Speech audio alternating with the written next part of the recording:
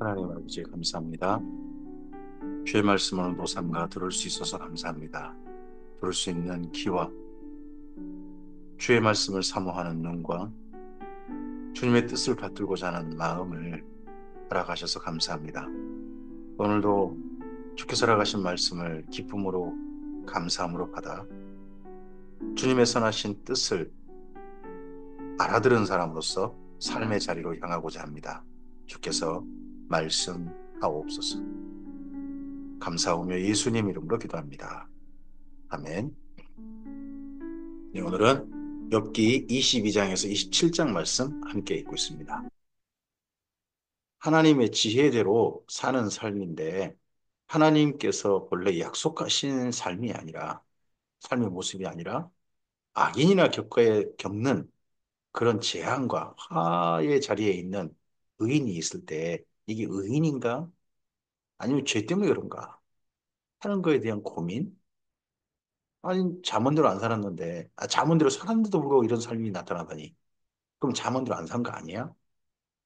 왜 악인한테는 나타나질 거 나타나지? 하는 거에 대한 고민을 욥과 세 친구의 논쟁을 통해서 계속 이야기하고 있습니다. 그 가운데 3차 논쟁입니다. 이제 22장부터 31장까지가 욥과 두 친구의 논쟁입니다. 여기 3차 논쟁에서는 소발이 빠집니다. 소발 빠지고 엘, 엘리바스와 다른 친구 한 명, 이렇게 두 명만 이 논쟁에 참여합니다. 욥기 22장입니다. 대만 사람 엘리바스가 대답하여 이르되 사람이 어찌 하나님께 유익하게 하겠느냐. 지혜로운 자도 자기에게 유익할 따름이니라. 이 말씀은 정말 지극히 당연하죠. 내가 의로운들 전능자에게 무슨 기쁨이 있겠으며 내 행위가 온전한들 그에게 무슨 이익이 되겠느냐. 이 말은 조금은 좀 그죠. 이익은 하나님께 이익이 될 건 없죠. 하지만 하나님께서 이 땅에 정말 기뻐하시고 찾아보고 싶으신 게 누굽니까? 의인들 아닙니까? 주의 정말 하나님의 사람들을 찾고 찾으시는 게 성경 말씀이니까요. 이 악인들 틈바구니 속에서 세상의 흐름을 따르지 않고 진리를 따르는 사람, 그 사람을 만나면 하나님이 얼마나 기뻐하시는지. 오죽했으면 창조주 하나님께서 나의 벗이라 그러시고, 예? 내 마음에 쏙 든다 그러시고, 이런 말씀을 하시겠습니까? 하나님이 너를 책망하시며 너를 신문하심이 너의 경건함 때문이냐? 네 악이 크지 않냐냐? 네 죄악이 끝이 없느니라. 엘리바스가 이런 말을 하려면 악을 가져와야 될 거 아니에요. 근데 글쎄 악을 가져오지도 않아요. 여기저기 우리나라도 뭐 검찰이나 이런 데서 핑계거리를 만들어 주니까 막 그걸 가지고 사람을 욕을 해야 됩니다. 어떤 사람은 뭐 그런 식으로 한단 말이죠.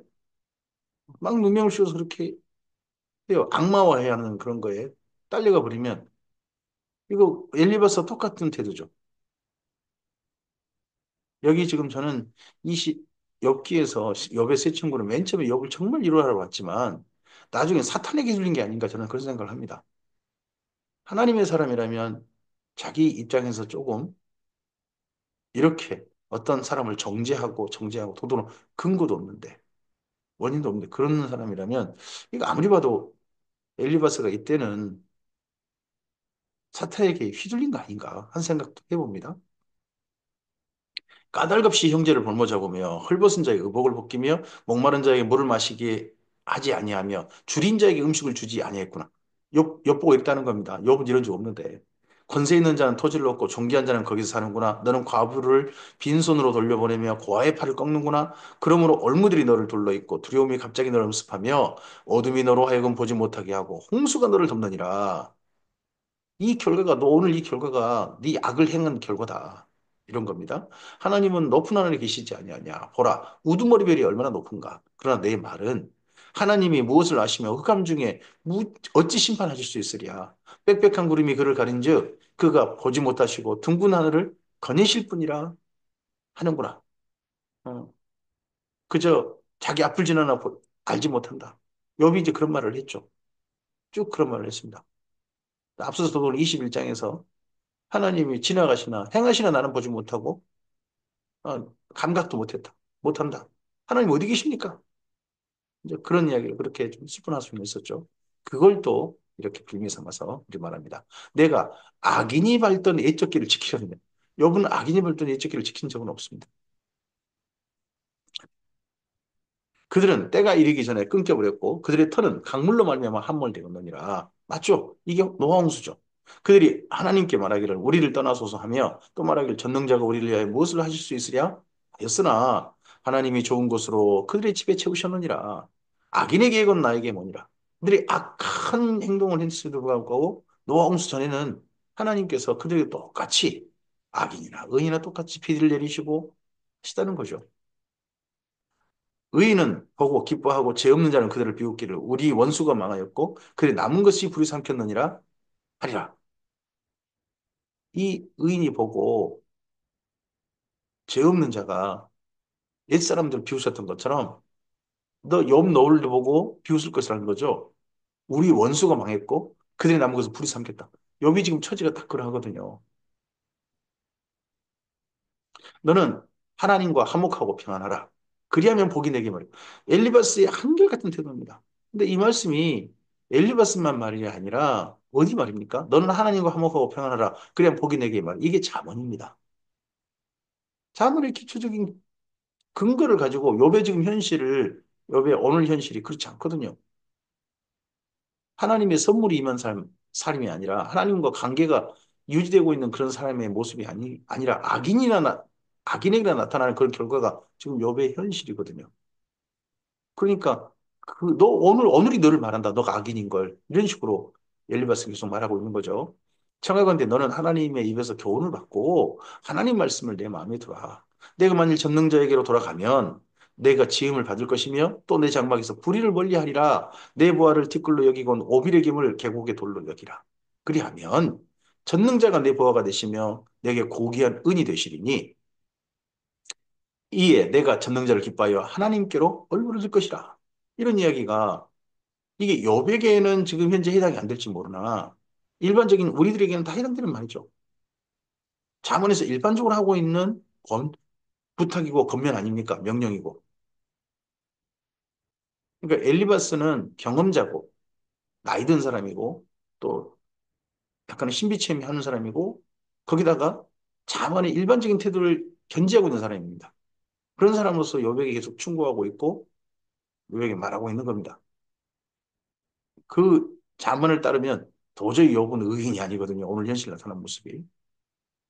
그러다 보니까 이러는 겁니다. 삶을 보는 건 아닙니다. 오늘 현재 결과만 보고 그렇게 얘기하는 겁니다. 너는 그에게 기도하겠고 그는 들으실 것이며 내 소원을 내가 갚으리라. 내가 무엇을 결정하면 이루어질 것이요 내 길에 빛이 비치리라. 사람들이 너를 낮추거든 나는 교만했나라고 말하라. 야 친구들이 널 위해 단 한 말이다. 근데 뭐라고 반발하냐 이런 이야기죠 지금. 하나님은 겸손한 자를 구원하시리라. 죄 없는 자가 아니라도 건지시리니. 죄 없는 자가 아니라도 건지시리니.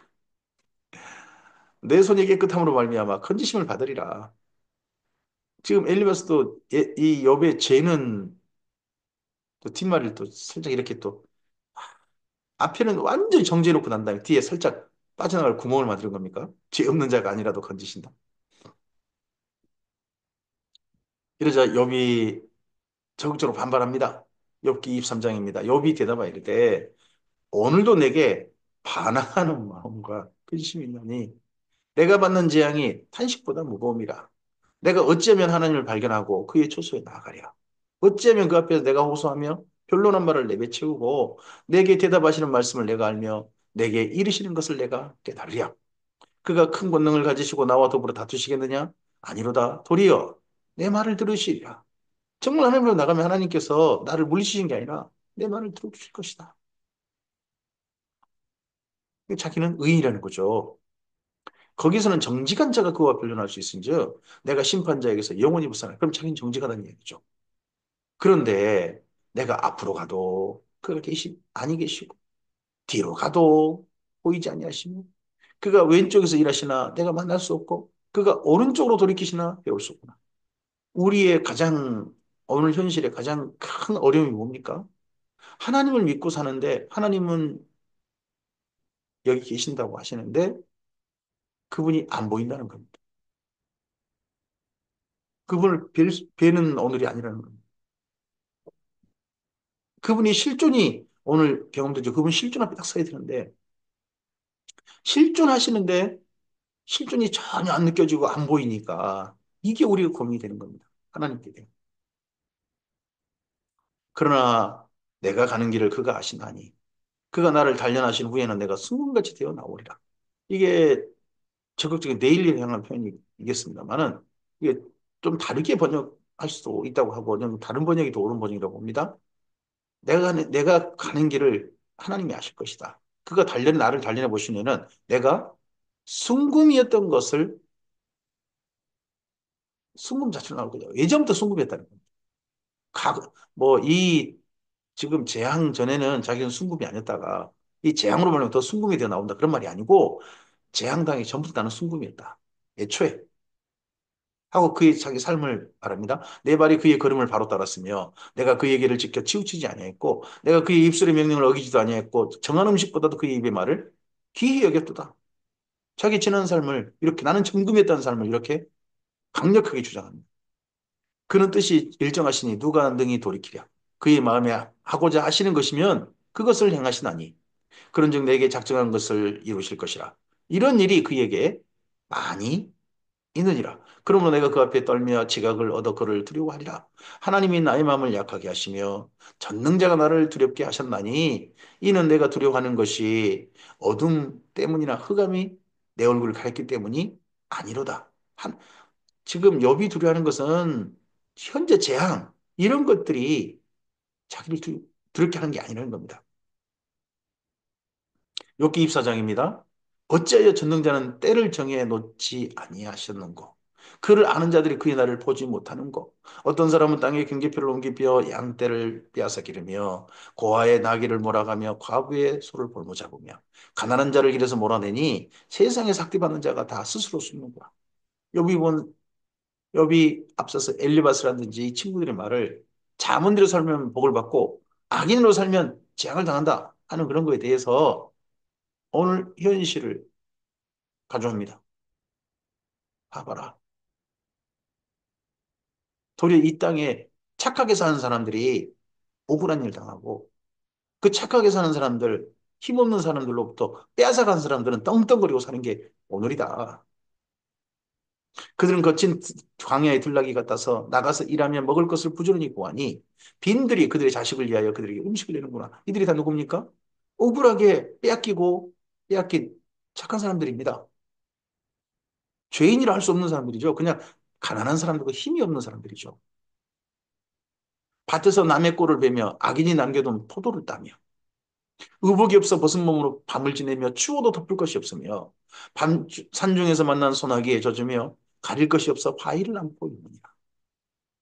어떤 사람은 고아를 어머니의 품에서 빼앗으며 가난한 자의 옷을 벌모 잡음으로 그들이 옷을 없어 벌거벗고 다니며 혹시 이삭을 따르나 굶주리고 그 사람들의 담 사이에서 기름을 짜며 목말라 하면서 술투를 밟느니라. 악인의 진짜 악한 사람에게 고용돼가지고 일하는데 품삯도 제대로 못 받고 그렇게 힘없고 가난한 사람들이 산다. 이들이 죄인이니까 이런 거냐. 그리고 이런 사람들을 착취해가지고 부자가 되는 사람들은 의인이어서 저렇게 부자가 되는 거냐 하고 엘리바에서 앞서서 한 말에 적극 반발합니다. 사실 이게 오늘 우리 현실 아닙니까? 현실에 이런 모습이 너무 많지 않습니까? 이런 거 있을 때 우리는 어떻게 대답을 해야 됩니까? 성중에서 죽어가는 사람들이 신음하며 상한 자가 부르짖으나 하나님이 그들의 참상을 보지 아니하시는 그들의 참상을 하나님이 보지 아니하신다. 보지 않으신 게 아니라 참 우리에게 힘들게 하는 게 침묵하시는 거죠. 사람들은 다 악하니까 진노 아래 있는 그들이 그런 가운데서 하나님을 찾지도 않아요. 가난한 사람들이 그 억울하고 힘든 일을 당할 때 하나님을 찾는 게 아니라 하나님 찾지도 않는 거죠. 침묵하시는 하나님. 이것 때문에 우리가 힘든 거죠. 또 광명을 배반하는 사람들은 이러하니 그들은 그 도리를 알지 못하며 그 길에 머물지 아니하는 자, 광명을 배반하는 자, 악한 자들이죠. 사람을 죽이는 자는 밝을 때 일어나서 학대받는 자나 가난한 자를 죽이고 밤에는 도둑같이 되며 가늠하는 자의 눈은 저물기를 바라며 아무 눈도 나를 보지 못하리라 하고 얼굴을 가리며 어둠을 틈다 집을 뚫는 자는 낮에는 잠그고 있으므로 광명을 알지 못하나니 이런 악인들이 곳곳에 횡행하는 거죠. 악인들이 주름 잡고 있는 세상. 악인들이 없어지는 세상이 아니라 악인들이 점점 많아지는 세상. 그런 게 일반 세상이잖아요.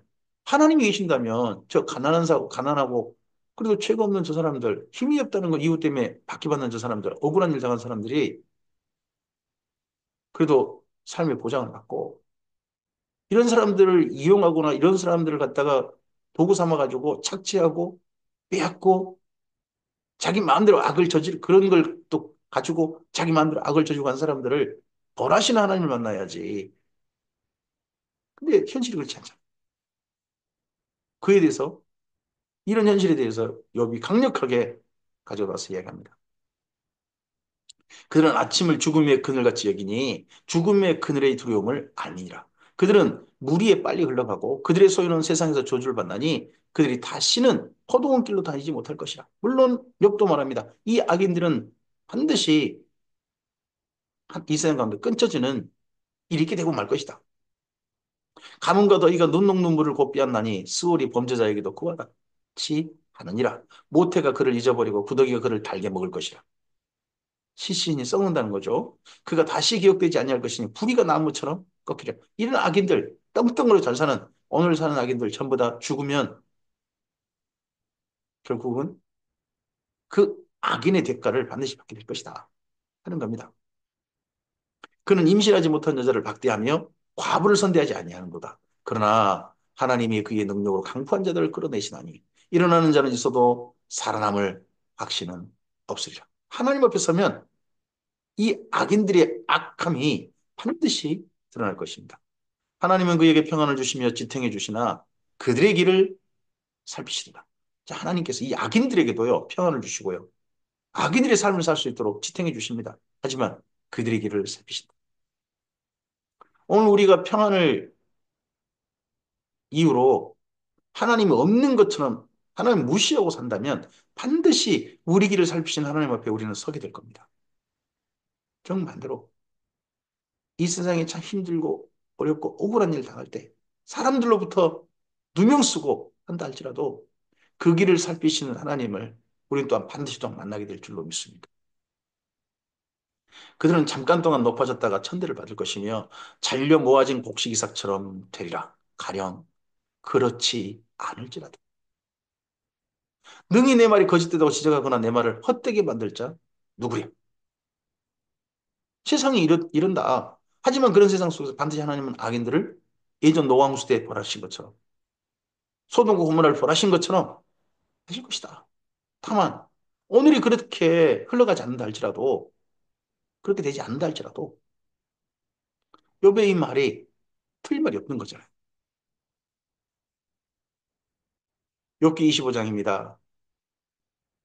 이제 소발은 아예 침묵하고 있고 빌다시 두 번째로 세 번째 논쟁이 두 번째 나타나서 그가 이제 말을 합니다. 수아 사람 빌다시 대답하여 이르되 하나님은 주권과 위엄을 가지셨고 높은 곳에서 화평을 베푸시느니라. 그의 군대를 어찌 기시할 수 있으랴? 그가 비추는 광명을 받지 않을 자는 누구냐? 빌다시 이제는 욥을 공격하는 거 안 합니다. 근데 이 모든 게 다 하나님 주권 아니겠느냐? 하나님께서 하시는 거니까 우리가 달게 받아야지. 이제 이런 이야기로 그냥 멈춥니다.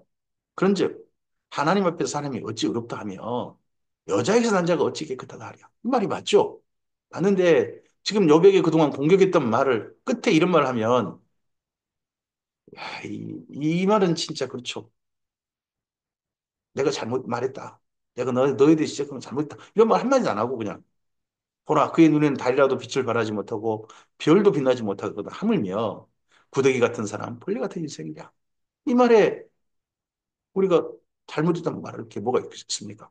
빌다시 말은 지극히 옳죠. 근데 요백에 그동안 공격했던 걸 생각해보고 그러고 난 다음에 맨 끝에 이 말을 붙여놓으면 누가 그 말을 달게 듣겠습니까?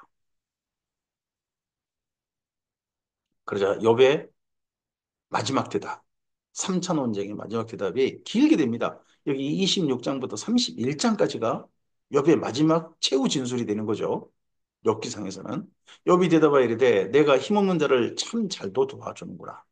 길에 굽는 팔을 참 잘도 구원하여 주는구나. 지혜 없는 사람을 참 잘도 가르치는구나. 참 지식을 참 잘도 자랑하는구나.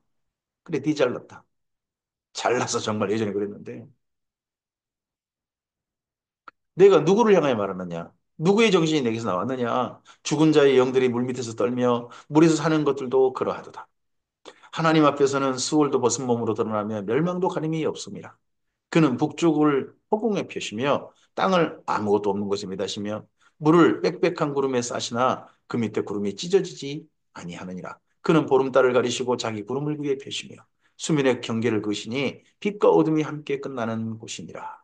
그가 꾸짖으신즉 하늘 기둥이 흔들리며 놀라느니라. 갑자기 욥이 이 창조 질서의 법칙, 하나님께서 부여한 창조 질서를 이렇게 이야기합니다.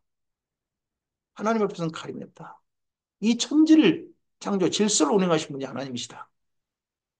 잠깐 인생, 그런 인생을 말하는 게 아니라 사람들은 끊임없이 태어났다가 죽고 태어나고 죽고 하는 가운데 한결같이 하나님이 창조 시부터 지금까지 유지되고 있는 창조 질서 법칙을 욥이 들고 나옵니다.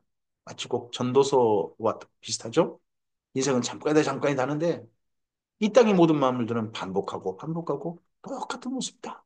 하는 걸 이야기하는데 욥기도 그런 욥의 태도를 이야기합니다.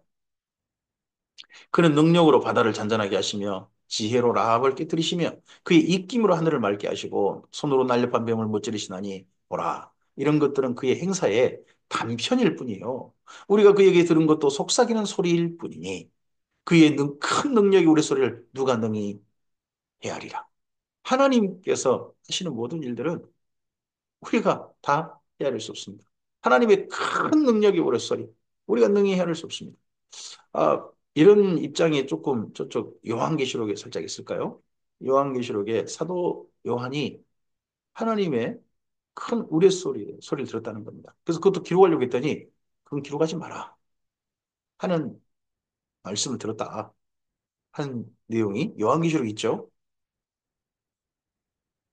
욥기 27장입니다. 욥이 또 풍자하여 이르되 이제 대답하여 이르다 하지 않고 풍자하여 풍자는 보통 약한 사람이 좀 더 힘 있는 사람들을 향해서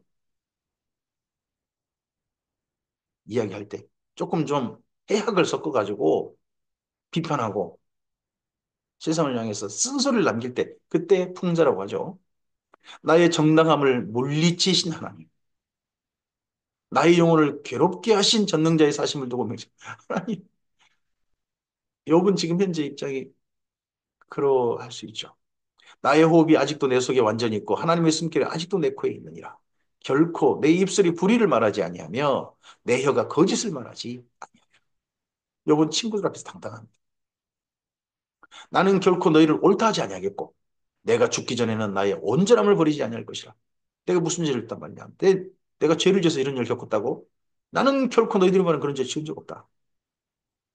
나는 온전하다. 나는 잠언대로 살았다. 하고 말하는 거죠. 내가 내 공의를 굳게 잡고 놓지 아니하리니 내 마음이 내 생애를 비웃지 아니하리라. 내 마음이 내 생애를 비웃지 아니하리라. 이 말대로 자기 인생을 고백한 사람이 있습니다. 나중에 신약성에 보면 그가 바울입니다. 비록 하나님 앞에 나는 죄인 중에 계수고 내 지난 인생은 똥에 불과하다. 그러면서도요. 예수님 이후 자기가 살았던 삶에 대해서 뭐라고 고백합니까? 나는 달려갈 길을 마치고 완주했다. 내 믿음의 길을 지켰다. 이제 내 앞에는 의의 멸류관이 준비되어 있다. 그러면서 또 사랑하는 사람들, 지도받는 사람들한테 뭐라고 합니까? 너희는 나를 본받으라. 정말 바울 멋있죠. 내 마음이 내 생애를 비웃지 아니하리라.